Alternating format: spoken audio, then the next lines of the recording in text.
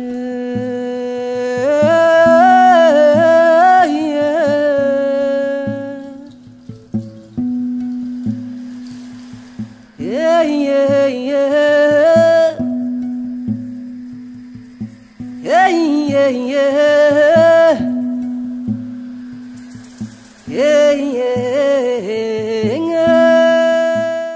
m'appelle Jean Bouffane, je suis né sur une terre qu'on appelle le Congo. Congo avec sa capitale Kinshasa. Aujourd'hui on me qualifie de romancier. J'écrivain, j'écris.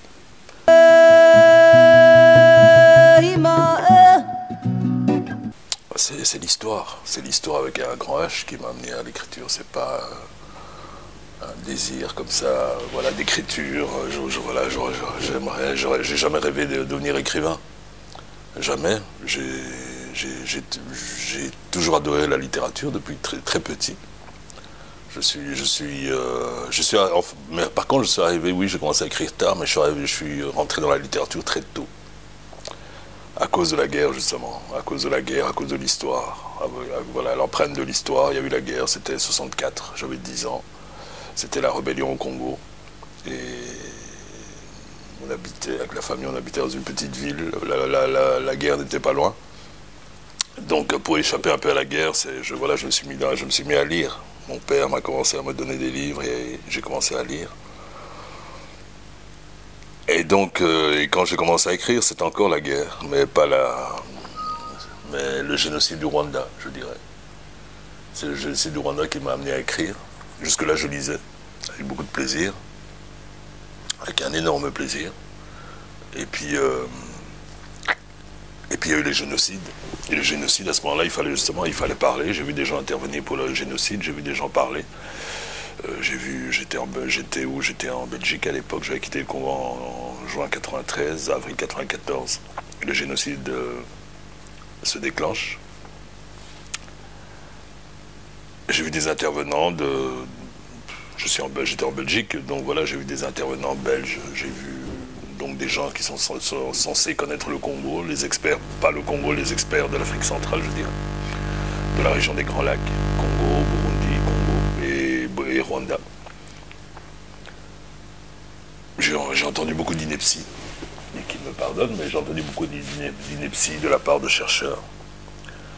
Donc ils en savaient moins sur le Rwanda que moi, Congolais, et j'ai pas vu d'intervenants rwandais.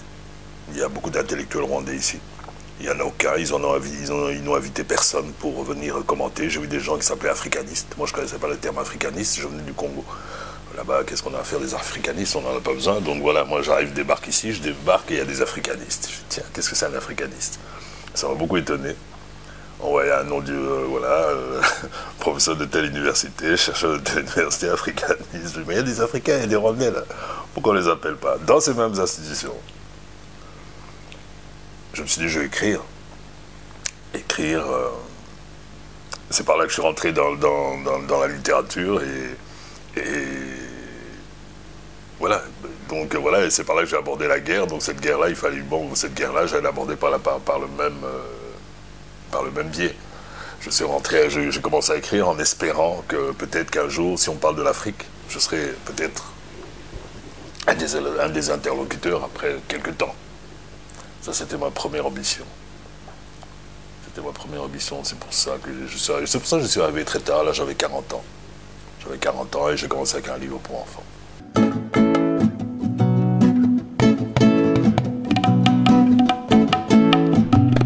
C'était difficile.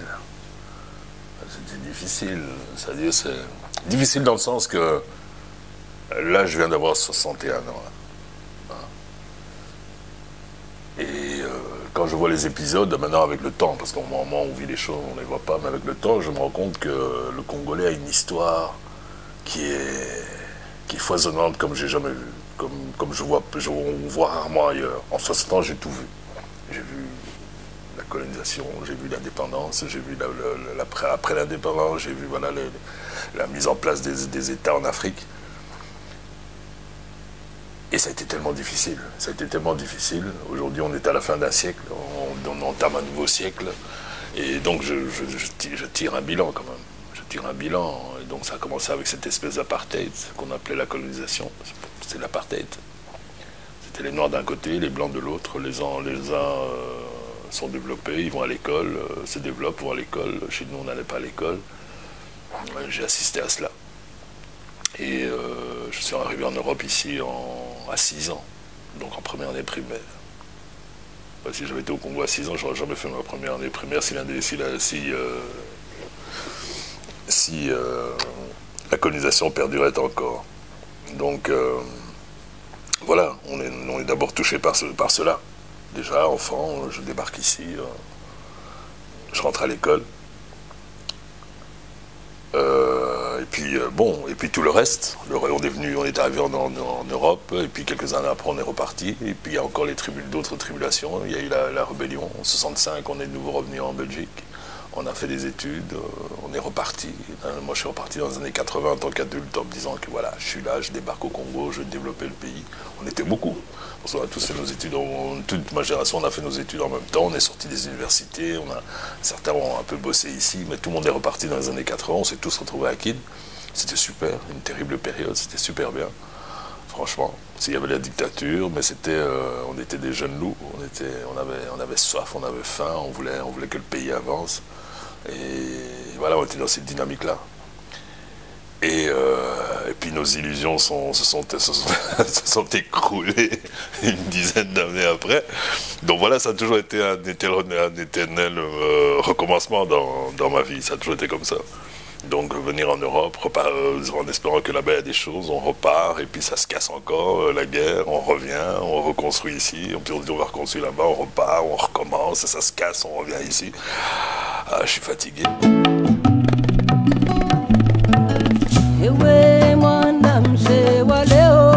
Parce que notre avenir est en jeu, c'est aussi simple que ça. Notre avenir est en jeu.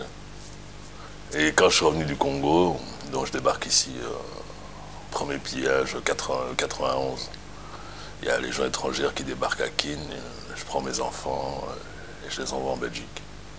Pour sortir les étrangers, évidemment. Mais ma mère était là, en vacances, il y a eu les pillages, puis bon, elle a pris les enfants, elle est partie avec eux en Belgique.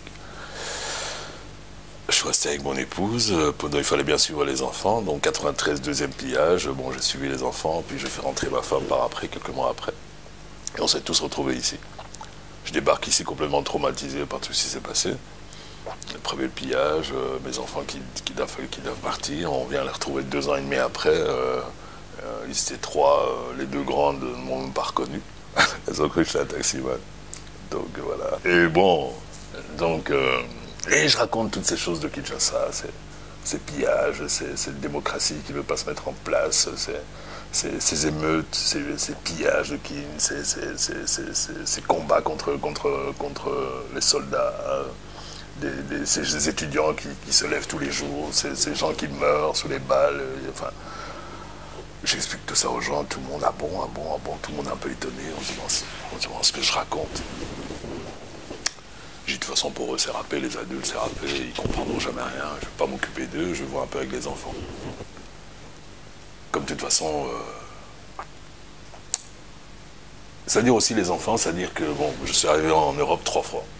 Première fois 60, deuxième fois 65, troisième fois 93. Ou mes enfants en 91. Chaque fois que je suis arrivé en courant. En courant avec des gens qui tirent derrière moi. Je suis pas arrivé parce que la Belgique, l'Europe, le soleil, le ciel, aujourd'hui il est plombé d'ailleurs. Non, j'ai couru. Mais seulement les journées où j'ai dû commencer à courir, c'est toujours des journées qui ont commencé comme on est là, il fait beau, il y a un verre d'eau là, on discute. Elles ont toujours commencé comme ça, toutes. Et puis à un moment donné, où des militaires apparaissent, comme en 60, ou alors des coups de feu éclatent, ou alors la guerre un peu plus loin, à quelques heures de voiture, comme en 64 avec la rébellion, ou alors des coups de feu qui éclatent comme pendant les pillages. À un moment donné. Mais avant que les coups de feu n'éclatent, on rigole. On rigole, hein, et puis on entend un coup de feu, 2, 3, une rafale, 2, 3, et puis c'est parti. Et quelques heures après, le monde n'est plus ce qu'il était. Donc ces choses-là ne préviennent pas. Je dis par là, ces choses-là ne préviennent pas. On a connu une guerre ici en Occident, en 40-45, la dernière grande, avec un gars qui s'appelait Hitler. Mais ce mec, il a essayé le coup d'État, ça n'a pas marché. On l'a mis en tôle. Et puis, il a essayé le suffrage universel, ça a bien fonctionné, il est arrivé au pouvoir. On a vu le résultat ensuite. Donc ça ne prévient pas.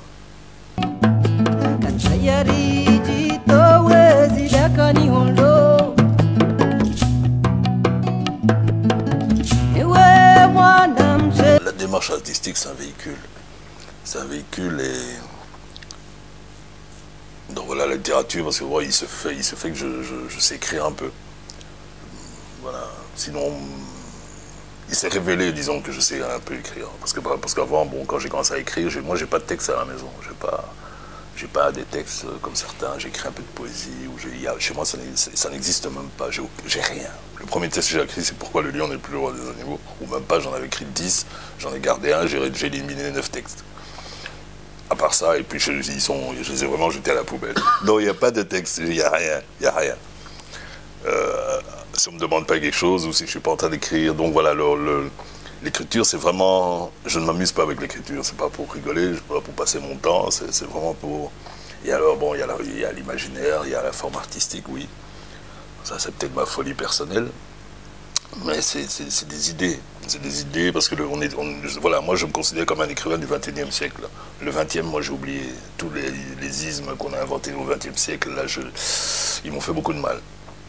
Ils m'ont fait beaucoup de mal, ça fait plus de 50 ans que je vois des choses. J'ai vu la mort, nous avons assisté presque en direct à la mort de Lumumba en 61. Et depuis, on essaye voilà, on essaye de recoller des morceaux, on a tout essayé, on a essayé on a essayé le suffrage universel, on a essayé la non-violence, on a essayé... Et donc voilà, il est temps de construire d'autres idées, peut-être avec d'autres prismes, d'autres façons de voir. Disons, moi j'essaye plutôt de trouver d'autres voies, sortir un peu du XXe siècle.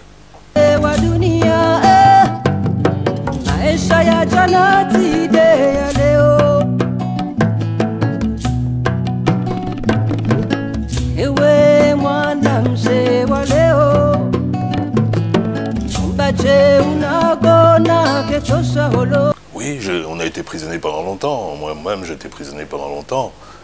Je vous dis, il est mort janvier 61, j'avais quoi? J'avais 6 ans. Bon, vous savez, les enfants ont parfois un cauchemar récurrent, un cauchemar qui revient tout le temps le même. Moi, c'était la mort de Lumumba. En 61, j'étais déjà ici. Indépendant juin 60, septembre, octobre, j'étais déjà ici parce qu'on a fui. Et puis on tue l'homme. Moi, je le vois là, je le vois dans les médias, comme tout le monde, dans les magazines. C'est ce type qu'on sort dans l'avion, qu'on jette pratiquement dans une Jeep. Moi, je vois toute cette scène avec des flammes. Mais ça a duré des années. Jusqu'à peut-être 10 ans. Je rêvais de Lumumba. Presque chaque semaine, 2 fois par semaine. C'était horrible. Mais voilà, donc ça nous a marqué plus qu'on ne croit. Et un enfant, imaginez un enfant qui n'a aucune conscience politique, un enfant quoi, de 6 ans. Donc ça veut dire que oui, mais aujourd'hui j'avance. Ça veut dire que tous les traumatismes du Congo, on en a beaucoup. Et on ne peut pas les traîner à nos basques comme ça, il faut quand même, oui, on les traîne, forcés, contraints, mais on avance quand même. Moi j'essaye d'avancer, de ne pas, je ne vais pas m'asseoir au coin de la rue ici et réclamer quoi que ce soit. Je réclamais la reconnaissance de cet assassinat, je veux de la réparation, mais entre-temps, bon, j'ai demandé la réparation, mais je continue à avancer, quand même. Sinon, parce que souvent, on s'arrête devant les mausolées, on pleure devant les mausolées, et on a perdu beaucoup de temps à... Voilà.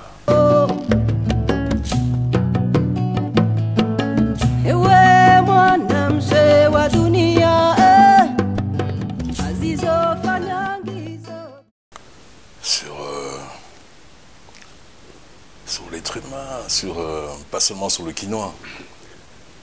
C'est-à-dire ce démignon, on lui a trop demandé, quoi. On lui en demande trop. Aujourd'hui, on a des programmes d'austérité ici en Europe terribles, drastiques.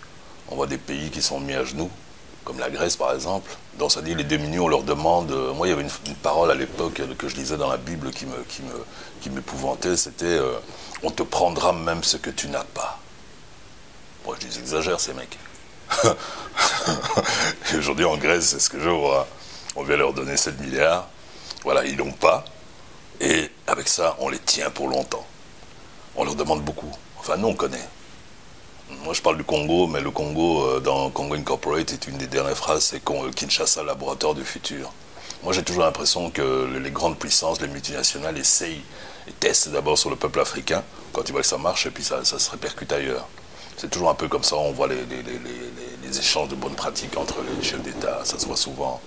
On se rend compte de ça à l'époque au Congo, quand Mobutu faisait un truc, bah, ou bien quand Yadema faisait un truc, il suffisait d'attendre un peu, 3 mois après ça arrivait à Kin, ou alors si un événement politique se passait à Kin, il suffisait d'attendre 4-5 mois et puis ça arrivait au Togo. On s'échange les choses, mais seulement le démuni, on lui a tout pris, on lui demande tout, on lui demande l'impossible. Et donc il est obligé un peu de rouler les mécaniques, il est obligé d'être un peu plus malin. Il est obligé de trouver une martingale. Et Célio, voilà, moi je voulais montrer le type qui n'a rien. Célio n'a rien. Il n'a pas de boulot, il n'a pas de famille, il a rien. Tout ce qu'il a, c'est un livre de maths. Il n'a même pas de maison où dormir, il squatte quelque part. Mais il a un livre de maths. Et le jeune du XXIe siècle a besoin de se trouver quelque chose. Il a besoin de se trouver une martingale. Il peut faire des études de ce qu'il veut. Mais seulement, il voit bien que la conjoncture économique fait que, bon, les études qu'il a faites, bon, il risque peut-être pas d'arriver là où il veut être. Parce que, bon, la vie peut lui réserver pas mal de surprises. Aujourd'hui, les surprises, c'est tous les 6 mois. Dans ma jeunesse. Non, aujourd'hui, ça va très vite. Et donc, il lui fallait les mathématiques. Il a utilisé les maths pour avoir quelque chose de carré, quelque chose une base solide pour pouvoir avancer dans la vie. Et c'est surtout ça, la métaphore. C'est surtout les mathématiques qui sont importantes. Comme pour moi, qui ai commencé à écrire tard. Alors un roman, c'est pas facile. Donc il fallait un cadre sévère et rigoureux pour pouvoir atteindre mon objectif. Je dis, bon, si je parle des maths, si je travaille à travers un schéma mathématique comme mon personnage, le bouquin, là, il va arriver là où il doit être, où il doit arriver. Et voilà, ça s'est vérifié, disons.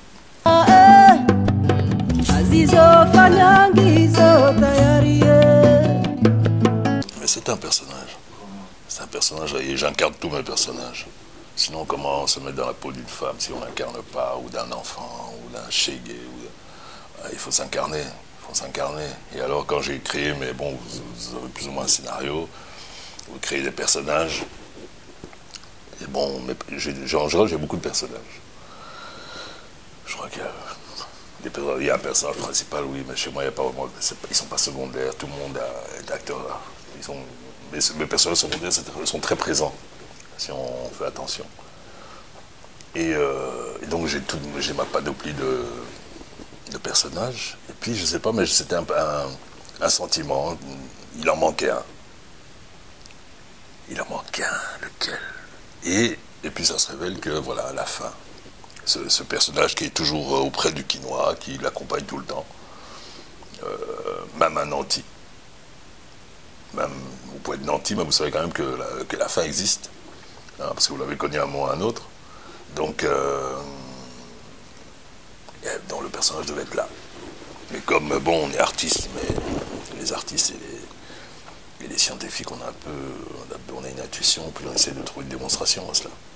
On a la même démarche. Donc la fin, je voulais voir comment la fin se reproduit, comment la fin se nourrit, comment la fin se déplace, comment la fin, quel est son habitat, quel est ses moyens de reproduction, voilà, la fin, quoi. Je l'ai étudié vraiment comme une entité, comme une entité.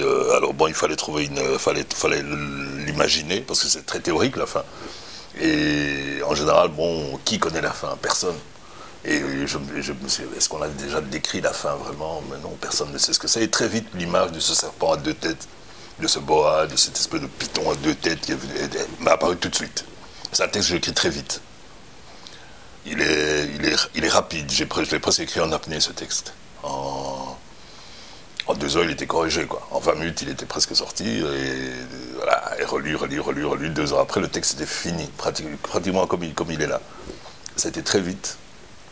Et ce serpent est apparu tout de suite, et avec 2 têtes, tout de suite 2 têtes. Parce qu'il fallait qu'il travaille la psychologie des gens, et il travaille le physique des gens.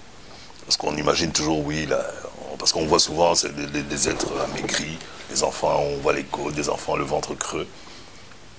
Mais on voit pas ce qui se passe dans la tête des enfants, quoi. Il fallait quand même que j'explique ce qui se passe dans la tête des gens. Ouais, au Congo, il y a la corruption. Ben, je dis, ouais, vous n'avez jamais connu la fin. Ouais, les femmes, il y en a qui elles font c'est des putes. Ben, va, reste quelques jours sans manger, tu vas voir ce que c'est. Et donc voilà, il fallait expliquer ça. Pas comme circonstance atténuante, je dis bien, mais comme paramètre qu'il faut intégrer dans sa réflexion.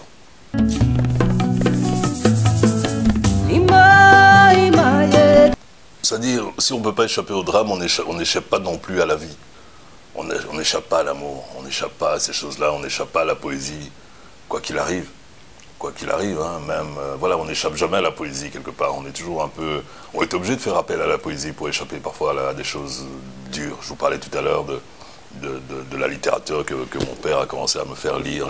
J'étais tout petit, mais c'était pour fuir la guerre, c'était pour fuir la barbarie. Alors forcément, la poésie et la barbarie sont liées. Enfin, pour ma part, parce que c'est comme ça que j'en ai eu l'expérience. C'est comme ça que j'en ai eu l'expérience que ces choses-là peuvent aller ensemble. Et sinon, il faut être un peu fou quand même pour faire face à ces choses-là. Faut échapper. Donc il faut se mettre un peu, accomplir un espèce de voyage astral comme ça. Et donc forcément, et dans les deux ouvrages, on retrouve parce que la vie est là. Quoi qu'on fasse, la mort est là, mais la vie est là.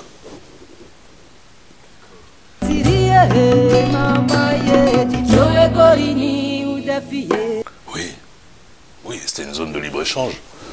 À l'époque déjà, c'est une zone de libre-échange.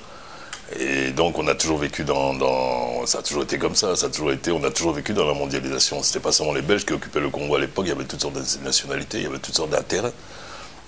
D'ailleurs, dans Congo Incorporated, je parle de Léopold II et de tous ceux qui ont suivi au Congo comme des vulgaires métayers qui sont là pour surveiller les intérêts de je ne sais pas qui, comme on le voit aujourd'hui, comme on le voit, on l'a vu au temps de Mobutu, comme on l'a vu au temps des Belges, puis au temps de Léopold II, parce que comment vous l'expliquez cette histoire de ce monarque qui s'achète un pays?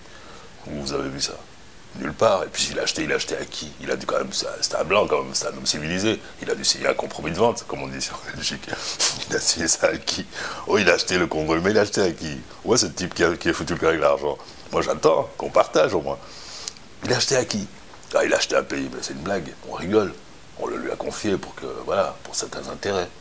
Les intérêts, donc voilà, il y a Bismarck, quand je parle faut pas oublier que le sous-titre de Congo Incorporated, c'est le testament de Bismarck. Quand il dit, voilà, le Congo est destiné à être l'exécutant principal de l'œuvre que nous comptons accomplir. Nous, qui nous? C'était pas Léopold II, puisque le gars de Léopold II était dans la salle. Donc voilà, c'est un comptoir, le Congo. C'est Congo INC Incorporated, une société. La première réserve mondiale de matières premières, tout simplement. Vous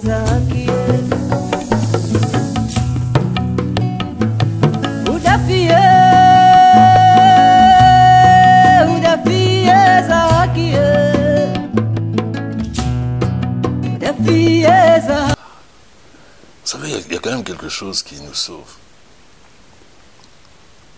Depuis des décennies, on dit ouais, mais l'Afrique se développe pas, l'Afrique se développe pas. Il y a quand même des choses qui nous tiennent quand même. Il y a des choses, on a une éducation, on a un passé, et fameux notre passé quand même. Hein.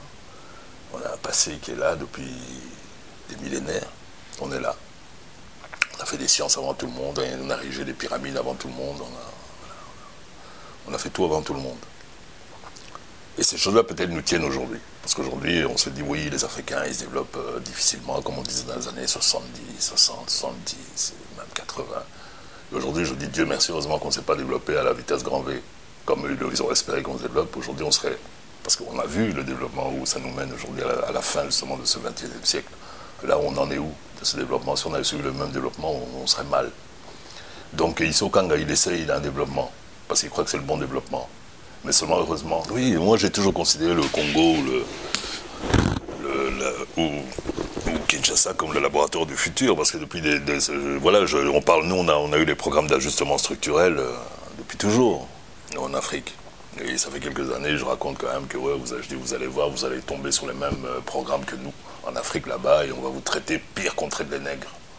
Et aujourd'hui, il n'a même pas fallu longtemps pour que les choses se passent. Donc voilà, et on est tous dans le même bain. On vit sur un globe. On vit sur un globe, et voilà. Donc le Congo, il ne faut jamais croire que ça a été à la périphérie du monde. On a toujours été au centre du monde. Parce que sans l'Afrique et le Congo, je parle du Congo comme ça, mais je parle de l'Afrique. L'Afrique, sans l'Afrique, le monde serait quoi, d'abord? La première matière première, quand même, de l'Afrique, c'est les Africains.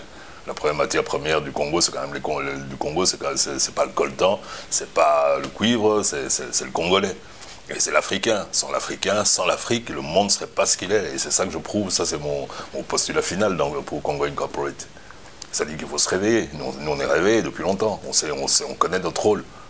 On connaît notre rôle. C'est pour ça que quand je parle du Congo, oui, je parle du Congo. Mais il ne faut jamais voir le Congo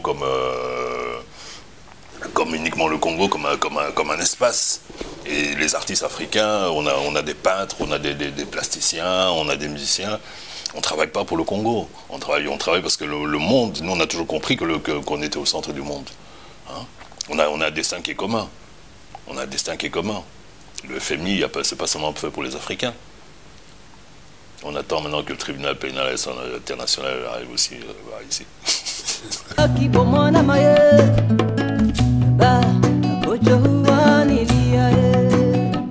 Moi j'y retourne régulièrement. Je crois que parfois même, voilà, à un moment donné, je vais voir un peu voilà, si j'ai un problème que j'essaie de régler, si ça marche pas, bah, je vois qu'est-ce que les ancêtres ont dit à ce sujet-là. Voilà, donc j'essaie de revenir à cette tradition. J'ai fait beaucoup de recherches, par exemple, sur la prévention des conflits en Afrique. Et voilà, c'est toute autre chose. Et j'ai travaillé avec des jeunes où moi je réglais mes conflits à l'africaine. J'ai jamais eu de problème de violence, j'ai jamais eu de problème de chahut, j'ai jamais eu de problème de quoi que ce soit. Parce que voilà, je réglais ça comme chez nous, parce que je vois bien que les méthodes judéo-chrétiennes, ça ne fonctionne pas.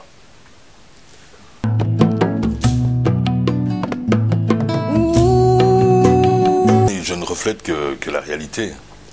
C'est-à-dire cette violence, elle est devenue... on est loin là. Ce que fait le Cobra Zulu, ce qui fait le Cobra Zulu, le commandant Kiro Bizimungu dans Congo Incorporated, on le fait au chef. On l'a fait au chef Bachila, par exemple, Bachali, dans le Kivu. On a fait ça à quelques chefs. On les dépaisse de façon systématique. Ça s'appelle la soustraction posément accélérée. Ça s'appelle. Moi, j'ai trouvé cette pratique, en faisant mes recherches sur les mathématiques, il y avait une partie qui s'appelait la soustraction posément accélérée. Je crois que c'était une technique de mathématiques. Non, c'est comment dépecer un homme afin qu'il reste conscient le plus longtemps possible. Voilà, et ça se passe au Kivu. Et toutes ces violences que j'ai écrites dans Congo Incorporated sont réelles. Elles sont réelles et je voulais mettre la réalité là-dessus. Je voulais vraiment mettre le point dessus. Je voulais que chacun qui se trouve dans son foyer quelque part, loin du Congo, loin de ces scènes de violence, puisse ressentir ce qu'une femme peut ressentir quand on lui met un poignard dans le vagin. C'est ça que je voulais que les gens le sachent. Je tenais à ce moi, ça m'a pris des mois pour écrire ces scènes de violence. Ces scènes de ce soldat qui couche avec cette gamine. Ça m'a pris des mois pour écrire cette scène. Des mois et des mois et des mois de me mettre à la place de Chacha la Jactance. Donc je veux que le lecteur puisse passer par ces choses-là aussi, comme par où moi je suis passé, par où ces femmes passent. Je voulais ça, comme pas appeler un chat un chat. Et cette violence, parce que cette violence, elle est arrivée à elle est exponentielle, elle augmente à chaque fois. Ça devient de plus en plus violent parce qu'on est rentré dans un cycle de violence avec toutes ces guerres qu'on nous a... Depuis le George Bush, toutes ces guerres qui sont là. On se demande où ça va finir. L'Iran, l'Irak, la Syrie, la Libye, le monde entier est en train de brûler. Le monde est en train de brûler. Et la violence c'est pour ça que quand on parle de suffrage universel, je rigole. C'est pour qu'un mec puisse exercer de la violence à outrance, pour faire plier les gens, pour les mettre à genoux, pour prendre leur richesse. Et aujourd'hui, il semble qu'on ne respecte plus que la violence, comme le dit d'ailleurs très bien mon confrère et ami et frère Fiston Mwanza Mujila. Il dit la violence voilà, la violence règne. Et on est arrivé à un culte de la violence. Il dit, ça dit à Kinshasa, quand il y a des jeunes qui frappent des gens dans la rue, qui arrachent des sacs, qui sont violents, qui se bagarrent entre eux, on les appelle des koulouna. On les traite de voyous. On les jette en prison, on les bute, on les tue, ce n'est rien. Mais seulement s'ils étaient passés un stade au-dessus et qu'ils prenaient la Kalachnikov. Là, on les ferait asseoir à des tables de négociation. C'est ce monde-ci dans lequel on est arrivé. C'est une petite violence, non. Il faut la grande violence. Tu prends 100 Kalachnikov, tu distribues, tu dépèces les femmes, tu dépasses les femmes et les enfants, voilà. Alors à ce moment-là, on va te respecter. Aujourd'hui, c'est ça. La violence est devenue presque voilà, un concept. Mais à un niveau, voilà, il dépasse tout, les concepts. Aujourd'hui.